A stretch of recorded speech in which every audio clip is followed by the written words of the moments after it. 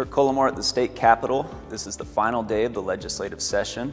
I want to first say thank you. I'm humbled and honored to have served here for the past 45 days.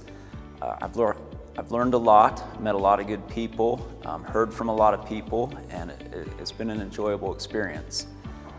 The big thing on tax reform is it is not happening this session, which in my estimation is a good thing.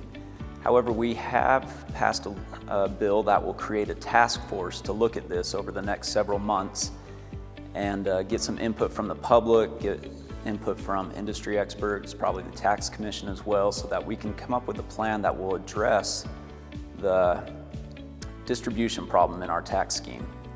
And so I hope to be a part of that process, and I'll certainly have input.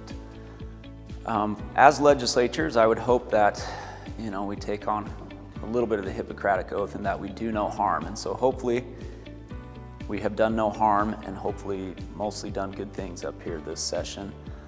I mentioned a few weeks ago that I am the Senate chair of the Infrastructure Committee.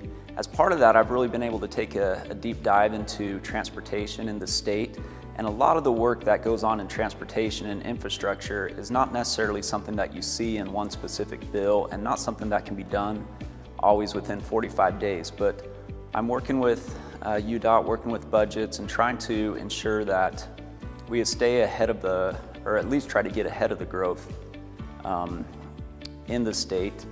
One thing I'm particularly passionate about is trying to resolve transportation issues in the Little Cottonwood Canyon and Big Cottonwood Canyon areas. And so I'm working with groups to not only preserve that jewel of our state and particularly our communities, but to ensure that access to the canyons doesn't do any environmental harm, but also helps free up congestion and all that. And so that's a lot of the projects that I'm currently working on still, even up to this last day, and will continue to work on in the future.